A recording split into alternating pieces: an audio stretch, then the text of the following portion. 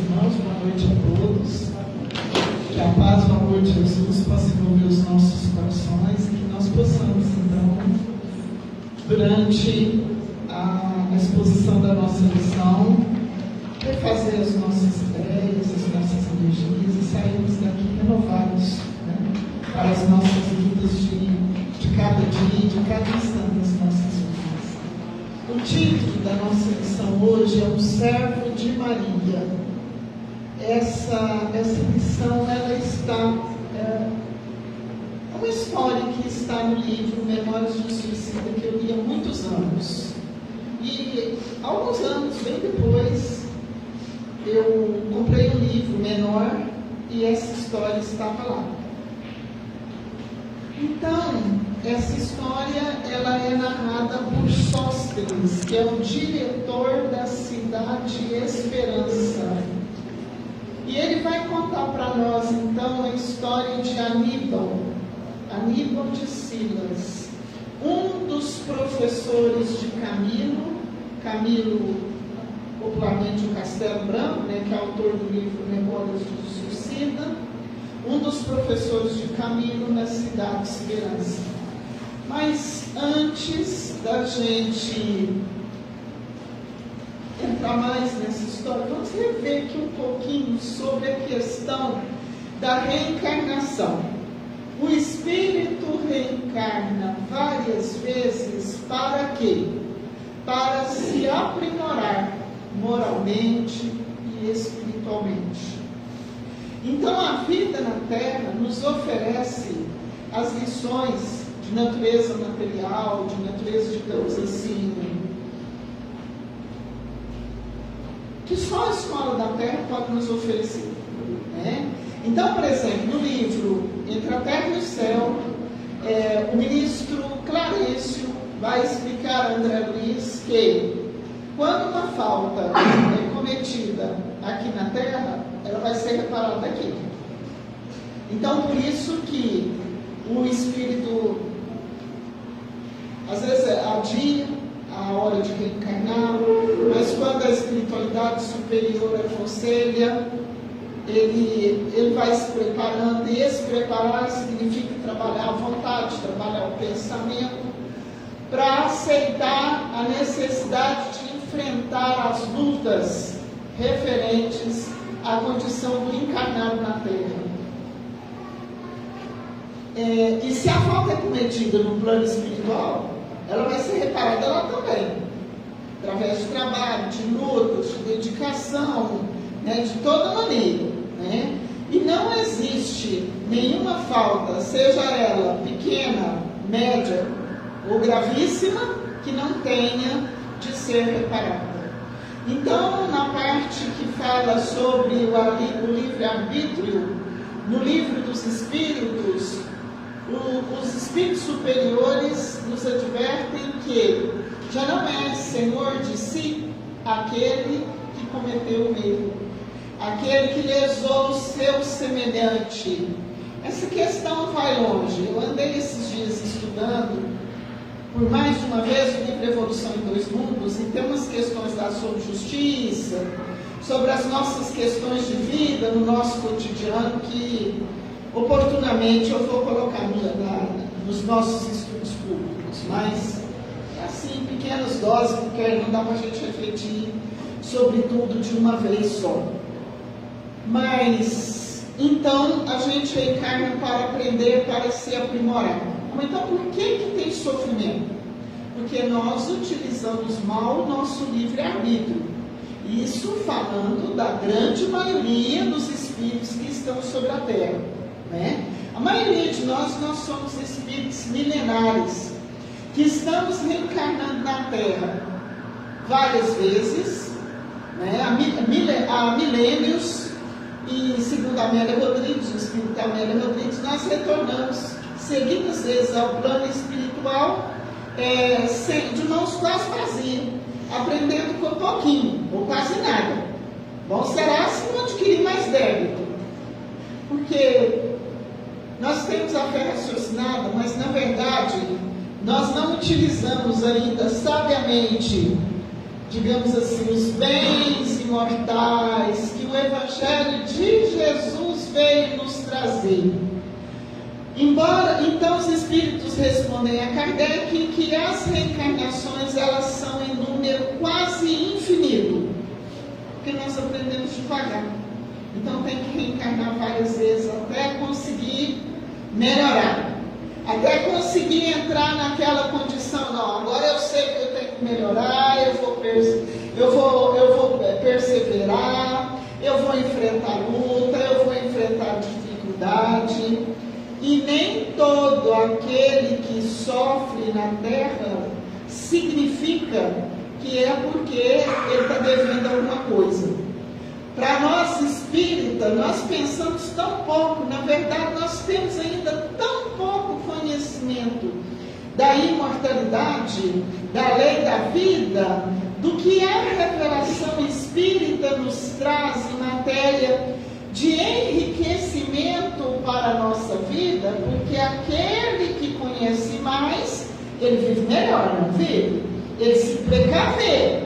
Ah, isso aqui eu não vou fazer não, eu vou sair disso aqui enquanto é tempo, porque se eu for por esse caminho aqui, eu vou arrumar confusão que depois vai demorar século para eu resolver.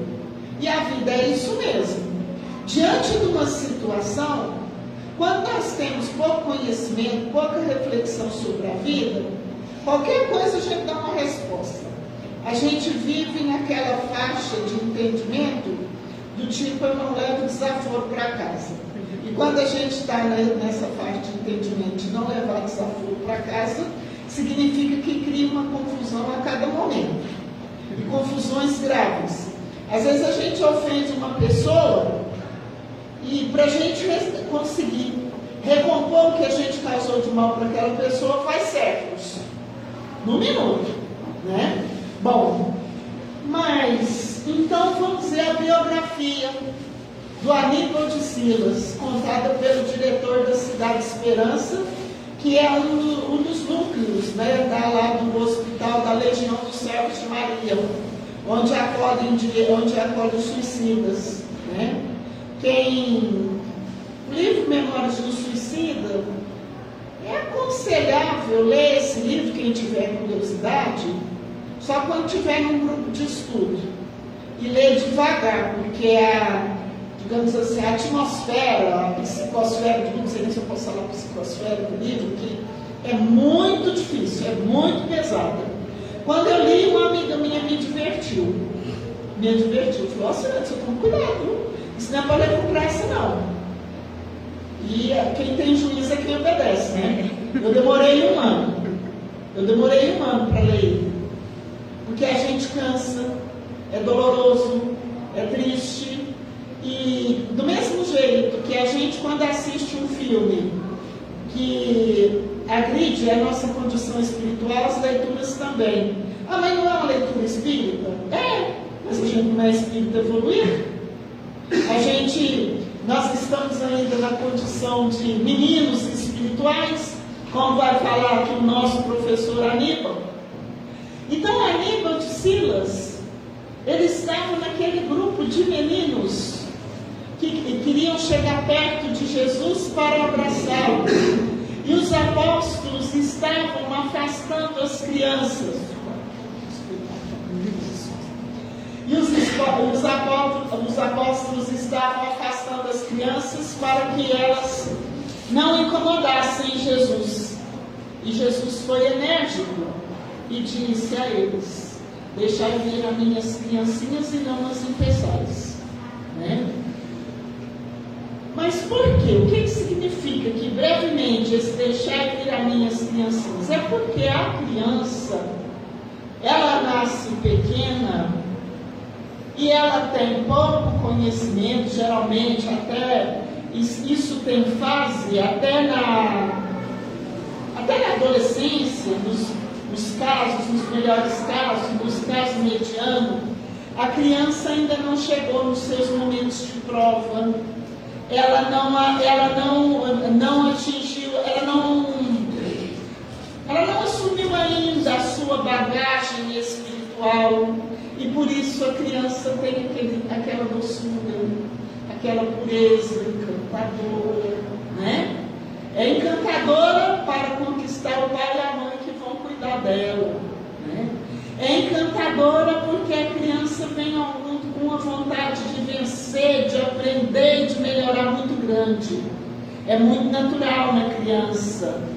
Mas o pai e a mãe não podem perder tempo, não. É a hora adequada para corrigir o hábito. Não pode deixar fazer o que quer, porque depois não tem sossego. É o primeiro que vai responder pelo descuido, pela negligência. Mas Jesus diz: deixai vir as minhas criancinhas, por causa da pureza da criança. E o Espírito para evoluir, para entrar no reino dos céus, para ele sair desse círculo de sofrimento ao qual estamos presos pelas nossas ações contraditórias à lei divina e à lei de amor ao próximo, né? O Espírito, então, quando deixa essa faixa, ele assume, vamos dizer assim, essa doçura da criança, essa delicadeza. Então, por exemplo, quando a gente lê a biografia de Dr. Bezerra, qualquer dificuldade, qualquer sofrimento do Dr. Bezerra via no próximo, os olhos dele se enchiam de lágrimas. Ele ficava triste, muitas vezes, porque não tinha o que fazer. O Dr. Bezerra não tinha bens materiais, né? Chico ganhou. Eu nunca tive vontade de fazer palestra com o Chico. Sei que é maravilhoso, ou quem sou eu. Mas eu ainda não me senti à altura, digamos assim, eu não estou pronta. Então a gente ouve expositores abalizados, experientes, falar do livro, da vida do Chico. Então, quando ele enfrentava uma dificuldade, meu filho, isso assim, é uma doçura no modo de falar, não perde a paciência nunca. Por quê? Porque já venceu essa etapa, já entendeu que não se constrói nada, né? Vamos dizer assim, sem essa doçura, sem essa calma, sem essa humildade, né? E então, nesse sentido, o homem evoluído, o espírito evoluído, ele é semelhante a uma criança, nesse sentido. Porque a criança em si mesma, ela é um espírito milenar, né? E ela pode renascer cheia de vício, ela pode renascer doente já, pode morrer em tenra idade, pode passar por dificuldades, uma doença difícil, uma situação dolorosíssima. Por quê? É porque ela não é um espírito puro, só o corpo dela que é pequeno, né? Mas vamos continuar.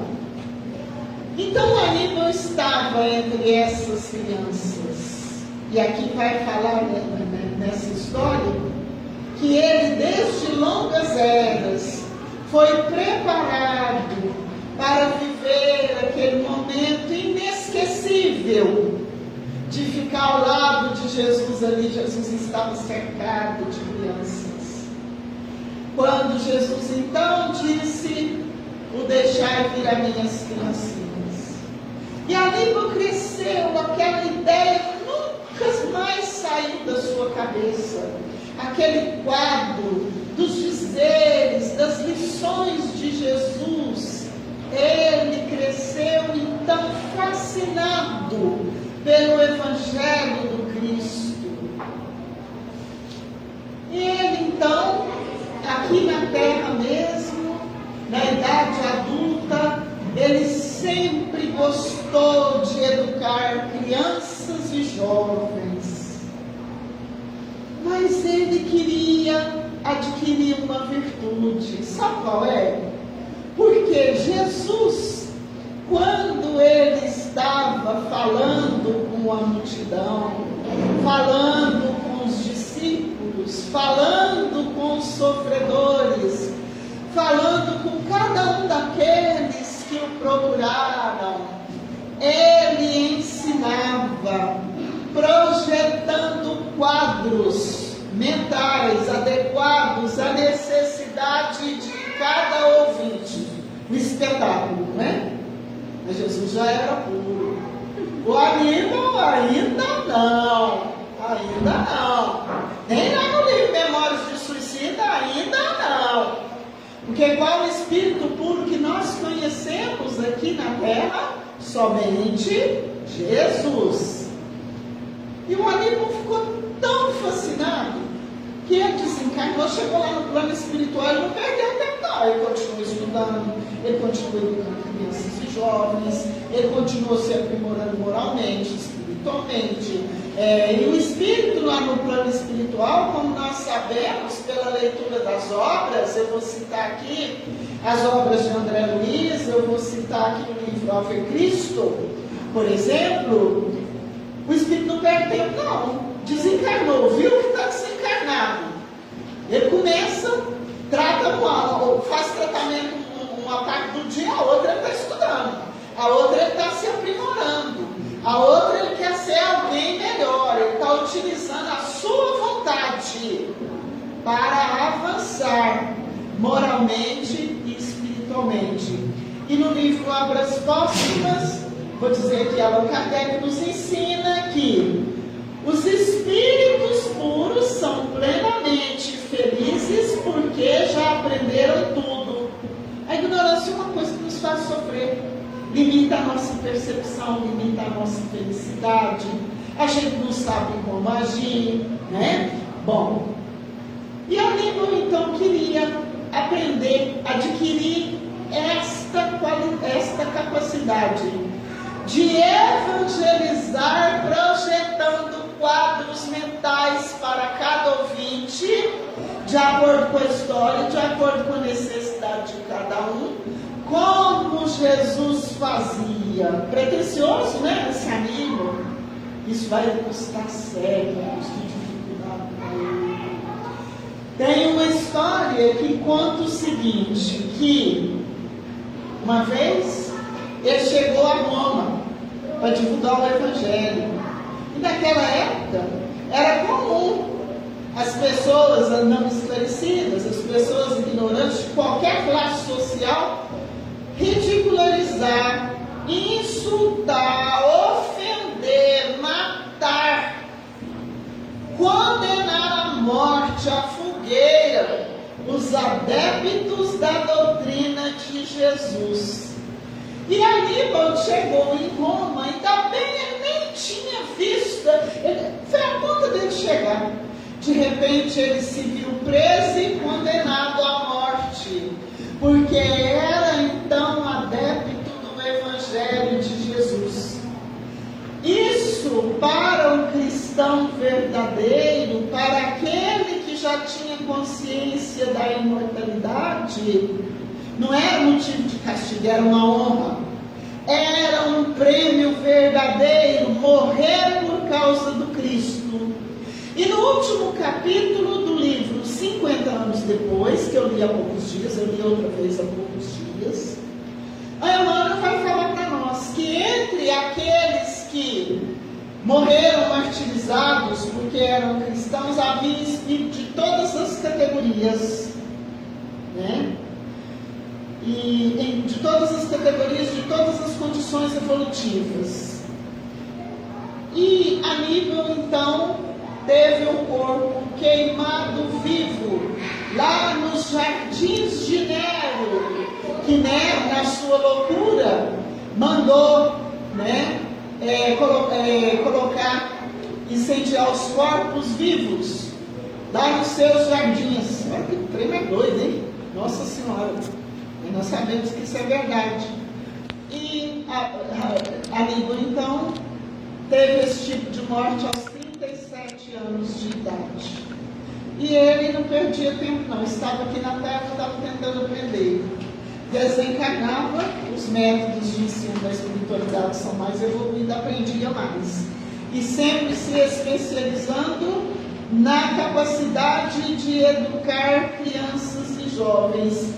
E Sóstenes, o diretor da Cidade Esperança, vai falar para os suicidas, não foram todos do grupo dos suicidas, 5 personagens, né, que são destacados no livro de Camilo Castelo Branco. O nome dele não é Camilo Castelo Branco, é Camilo Botelho, agora eu esqueci o nome. Eu não tenho esse nome agora, mas isso é fácil, vocês encontram depois, tá? Bom, e teve uma época que Camilo reencarnou como um sacerdote católico, acho que foi na Idade Média.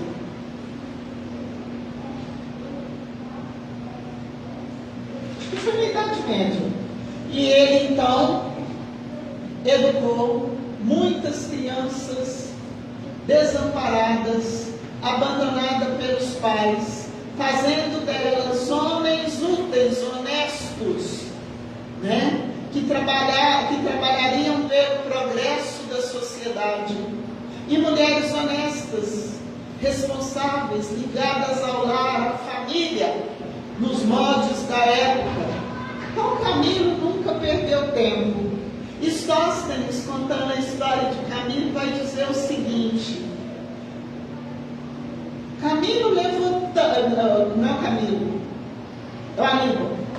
Ele levou tão a sério, falou tão alto ao seu coração as palavras do Divino Mestre, o deixar vir a mim e aos pequeninos. Ele ficou tão fascinado que ele imprimiu em si mesmo a afeição de eterno adolescente. E Sóstenes diz assim para os irmãos que ficaram lá nessa cidade de Esperança fazendo um estágio, que o suicida não pode ficar indefinidamente no plano espiritual. É pouco tempo, é um tempo de se preparar para reencarnar, ele tem que voltar. Então, ele falou: olha, para Aníbal, todos vocês são eternos adolescentes. E ele vai ensinar a vocês, seguindo o exemplo do Divino Mestre, projetando quadros mentais. E Sóstenes vai dizer também que é devido a essa projeção de quadros mentais que Jesus falava para a multidão durante longas horas. A multidão ficava faminta, permanecia quieta, ouvindo a sua pregação, né? Por exemplo, é mais onde, por exemplo, lá naquela cena que fala da multiplicação dos pães, quando os discípulos falam para Jesus que precisavam de mandar o povo embora porque não tinha nada para eles comerem, e Jesus multiplica os pães. A multidão ficou tão quieta, tão envolvida pelo ensino de Jesus. O ensino de Jesus respondia de forma tão perfeita a cada uma das suas indagações mentais, das suas indagações de vida, das suas indagações de foro íntimo mesmo, lá no âmago da criatura, que eles se sentiram fome, né? E Aníbal, então, para adquirir essa virtude, reencarnou várias vezes em situações dolorosas, em situação de renúncia, de dedicação e de sacrifício, até conseguir adquirir essa virtude, né? E Aníbal, né, teve vidas sucessivas de experimentações do carreiro do progresso, pois somente assim seria possível desenvolver nas faculdades da alma tão precioso dom. Igual, por exemplo, quando a gente estuda aqui, eu queria ser professor. Demorei por isso. Eu queria ser professora. Aí para estudar não é fácil não, você sabe o dia que você entra na faculdade, você sabe que você dá condição aí, mas tem que estar como tem. E tem que ter sacrifício.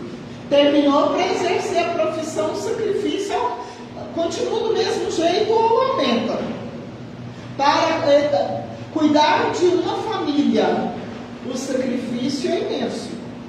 Às vezes, o pai e a mãe ficam desanimados, os patriarcas. Mas eu já criei meus filhos, eu já eduquei, ainda vai ajudar a criar neto. Precisa de ajuda, não pode abusar, mas que precisa. Como que os filhos adultos vão cuidar das crianças crianças e trabalhar para manter a vida de cada dia. Se os pais podem ajudar, é necessário. O que está errado é o exagero, é o abuso dos filhos, né? Que pensam que os pais vão assumir tudo. E a Aníbal conseguiu desenvolver esse dom porque ele jamais, em seu coração, cessou a vontade de vencer, a firmeza no ideal. É o uso da vontade, de que nós necessitamos tanto e que nós temos uma imensa dificuldade para compreender esse uso do pensamento e da vontade para que nós possamos então persistir na conquista de um ideal, não é verdade?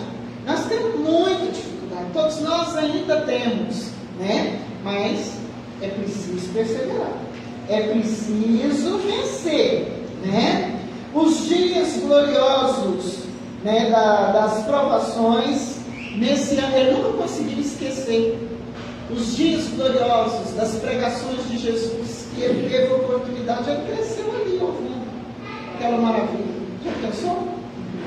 O momento em que sentiu a destra, a mão de Jesus, né, pousando em sua frágil cabeça de menino, e o convite inesquecível: deixai vir a mim os pequeninos. Isso para ele foi o motivo então dele trabalhar sem limite para poder então para ele conseguir essa virtude. Olha essa maravilha aqui. Até que um dia, glorioso para o seu espírito, fiel de servo amoroso, ordem direta desceu das esferas de luz, como graça concedida por tantos anos de abnegação e amor. Isso aqui é importante para nós. Como que Aníbal conseguiu? Trabalhando, estudando, servindo, amando, instruindo o próximo, vivendo plenamente o amarás o teu próximo como a ti mesmo. E automaticamente ele estava vivendo o amor a Deus sobre todas as coisas. Novamente, Jesus. Se a gente quer evoluir, o caminho é esse, né? Vai, Aníbal, e dá os teus labores, o teu trabalho é a legião de minha mãe. Quem está falando aqui é Jesus. Socorre com os meus ensinamentos que tanto prezas os mais destituídos de luzes e de forças que encontrares, confiados aos teus cuidados. Pensa de preferência naqueles cujas mentes han desfalecido sob as penalidades do suicídio. Entreguei-os a muito a direção de minha mãe. Quem está falando aqui? É Jesus. Entreguei-os a muito a direção de minha mãe, porque só a inspiração maternal será bastante caridosa para erguer-os para Deus, o suicida. Quando no livro Memórias do Suicida tem 5 personagens que vai contar a história deles, como que eles chegaram ao suicídio e quais os encaminhamentos que seriam dados ao caso de cada um. O Camilo Castelo Branco, na verdade é Camilo Botelho, outro nome eu não lembro agora não. Ele teve uma encarnação em que ele ficou cego, ele teve um problema de cegueira. Eu penso que ele suicidou porque não suportou a ideia de que teria que viver cego, né? A leitura do livro Céu e Inferno, na segunda parte, quando fala do capítulo do suicida, ela é bastante instrutiva para nós, né? Para nós nos precavermos, lembrando então, mais uma vez, meus irmãos, que o Evangelho de Jesus consola, instrui, conforta e adverte. Quando a gente lê as histórias, a trajetória dos espíritos, tanto dos sofredores quanto daqueles que triunfam, isso tudo é para aumentar a nossa bagagem de experiência para nós vivermos melhor, para nós aproveitarmos mais o tempo da nossa evolução espiritual, o tempo da vida de vida no corpo que nos é concedido aqui na terra. Então, todo o ensino que nós temos possibilidade de adquirir no Evangelho de Jesus e no ensino da doutrina espírita é de grande utilidade para a nossa evolução espiritual, para a conquista da nossa verdadeira felicidade, né? Ensina-lhes a minha doutrina, a minha palavra, desperta-os, recordando-lhes os exemplos que deixei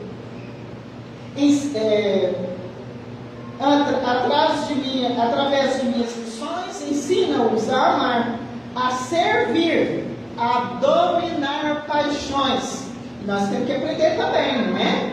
Apondo sobre eles a força do conhecimento, a encontrar as estradas de redenção, porque o sofrimento é prenúncio de alegria, alavanca poderosa do progresso.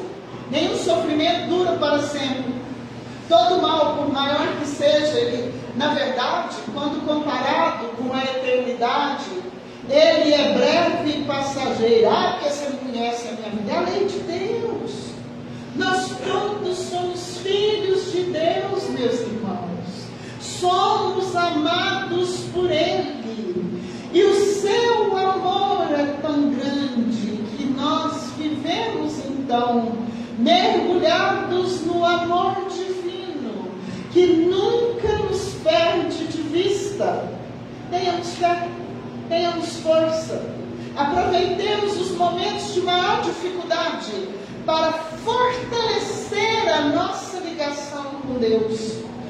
Essas questões são questões de vida, questões de felicidade, de vitória moral sobre a nossa própria inferioridade, que ainda nos caracteriza. Por isso, nós não podemos perder tempo. Abre-lhes o livro de tuas recordações. Isso aqui é Jesus falando com Aníbal. O que ele ia fazer lá na cidade de Esperança, ajudando os suicidas. Lembra-te de quando me ouvias na Judéia, e ilumina-os com as claridades do meu Evangelho, pois é só isso o que eles faltam. Essa maravilha que está no livro Memórias de um Suicida. Eu posso terminar? Claro. Pode? Falta 5 minutos. Hã? Falta 5, então tá bom, tá? Então tá bom. Meus irmãos, tem alguma pergunta? Alguém quer falar alguma coisa? Tem? Deu tudo certinho? Entenderam tudo? Então tá bom, então tá bom. Mas o amigo ficou lá direto. Como é que é? O amigo ficou nessa cabra. Maria? Não, o amigo ficou lá direto. A Santíssima? É. Como é que eu vou explicar? Os espíritos superiores, tanto lá na Legião dos Servos de Maria, que é o hospital que atende os suicidas, uma colônia espiritual, quanto no livro Nosso Lar, eles muitas vezes, eles não estão propriamente lá naquele lugar, mas a sua energia amorosa, os membros da sua equipe respondem por ela e falam por ela. E eu já li livro que há casos em que ela própria vai até onde está o sofredor, resgata-o, o socorre, o livra dos perseguidores e o conduz. Nunca estamos abandonados. No livro Obreiros da Vida Eterna, que eu dei um estudo sobre ele por uns 2 anos, depois eu voltei lindo tudo outra vez. Um benfeitor, assim que começou a trabalhar no socorro ao semelhante, ao nosso próximo mais sofrido, ficou assim, né, preocupado. Falou, mas como? Esses espíritos evoluídos, tudo quer ajudar o sofredor, porque os espíritos evoluídos não abrem mão. Dr. Bezerra vai com a equipe lá no lago de enxofre gelado, Está tudo nos livros da equipe de Irmãos do Fogo, no livro da Maria Modesta Cravo, buscar as almas sofredoras. Ele não entra lá dentro do lago de enxofre, não. Quem entra são os técnicos, que têm, então, preparação para isso, treinamento para isso. Mas o Dr. Bezerra vai, por exemplo, acompanhando a equipe em prece permanente, o tempo todo ligado à falange da Virgem Maria. Como eu sou do grupo Bezerra de Menezes, a gente tem relato de que os irmãos, quando voltam ao plano espiritual, às vezes são recebidos por Dr. Bezerra, em melhores casos, conversam, mas não chegam a ver Dr. Bezerra. A luz envolve a pessoa e cada um vê o que está preparado para ver. Então, esse benfeitor, no livro, Obreiros da Vida Eterna, de certa vez, ele foi até lá nas furnas do sofrimento, porque o inferno, como a Igreja Católica nos ensinou, ele não existe. O Pai Celestial, que é todo amor e bondade, não condena os seus filhos eternamente ao inferno. Mas existem as zonas de muito sofrimento no plano espiritual. E o que se passa lá é mais ou menos semelhante ao que o povo fala do inferno. Então, quando ele chegou lá, ele olhava para o alto, para o céu, e era um ponto de luz passando de um lado, outro para o outro. Um ponto de luz cortando. Sabe o que é esse ponto de luz? Espírito evoluído. Anjo para todo lado. E ele ficou meio tonto. E ele olhava e ele não conseguia entender. De repente, um anjo deu uma pausa. Ele falou: posso fazer uma pergunta? Pode. O que está acontecendo? Que revolução é essa? Ah, meu irmão, você ainda não sabe. É que o Mestre Jesus hoje veio das alturas para resgatar legiões de sofredores. Então, ela vai sim. Ela trabalha sim. Jesus também vai. Jesus está perto de cada sofredor. E se ele o procura, mais cedo o encontra. Qualquer que seja a situação, de encarnados ou de desencarnados. Saibamos então manter através da oração em nosso favor, em favor do nosso próximo, em favor da humanidade, em favor do nosso planeta, em favor do nosso Brasil, nesse momento tão difícil que a gente está vivendo. Melhoremos a nossa sintonia com o Pai, a nossa ligação com o Pai Celestial, a nossa ligação com Jesus, a nossa ligação com a espiritualidade superior, que preside, que governa todos os nossos destinos. Nós agradecemos os mentores da nossa casa, agradecemos os meus protetores, que Jesus abençoe a todos. Muito obrigada.